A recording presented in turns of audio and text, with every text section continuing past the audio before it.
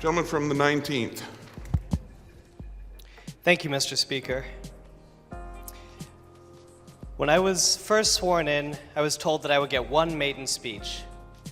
One opportunity where everyone here would listen to what I had to say, all of what I had to say, and that I would even get applause at the end. So thank you very much in advance. And I also have to say, it's with great honor. I've heard a lot of wonderful maiden speeches today, and I can tell I'm in very good company.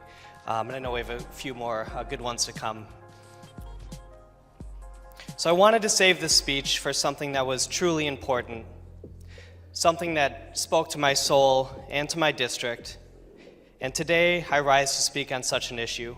Unions provide training, they look out for their members, just like we're supposed to do, just like we're supposed to look out for the people of our districts, for the people across the state. Do we want cheap labor or do we want the best labor? I want the best labor, and that's what Wisconsin is known for. Mr. Speaker, Wisconsin is known for our quality labor. Let's keep it that way. The vote is red. Thank you.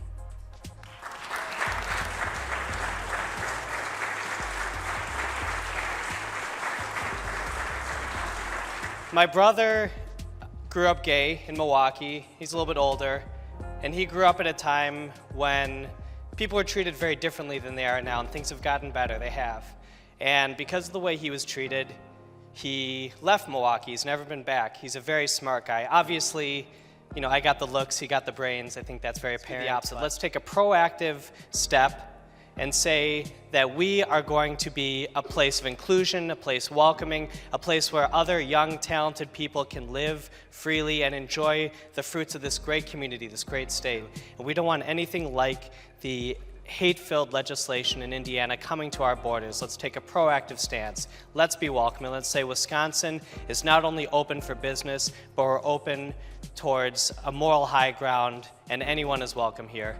Thank you very much, and thank you, Mr. Speaker. What could my friends across the aisle possibly be trying to hide? Why do we find ourselves in the unnatural position of having politicians who don't want to take credit?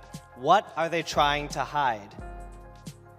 The fact that they are expanding the failed voucher experiment while dismantling the successful SAGE experiment. Continuing their aggressive attack on our public education system. What are they trying to hide? Recently, one of my Republican colleagues said,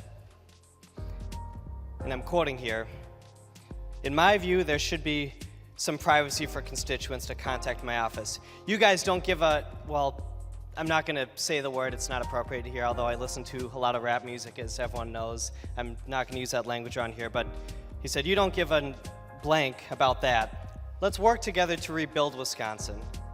Let's work to reinvest in our public schools, to reinvest in our university system, to restore the rights of our citizens, to restore politicians who like taking credit instead of politicians who like spreading shadows and darkness. Let's stop appalling Wisconsin mothers, like my mother. I urge my friends across the aisle to stand with me and vote no." Thank you very much. The vote is no. That public education is a value in Wisconsin, as part of the Wisconsin soul, and we are here to answer the kind of puppet politicians that are coming to town today to basically make good on their corporate overlords' promises that we value public education no matter how many people are getting paid off. It is a right, it is a value, it is fundamental to our soul here in Wisconsin, and we're all here together to fight for it. But sadly, in Wisconsin, there has been a decades-long sustained attack on public education by puppet politicians who are happy to take money from their huge donors and sell out the educational future of Wisconsinites. And that is a very dangerous path to go down. We are here to say no, because they think they can make money off of our children. And I'll tell you this, these are the same people, and we got Mike Pence here today too, these are the exact same people who want to lock children up in cages. They do not value education, they do not value what's best for our country, they do not value what's best for our students, and we say no, we believe in public education. Today we're here to fight for power coming back to the people. That's really what this is all about.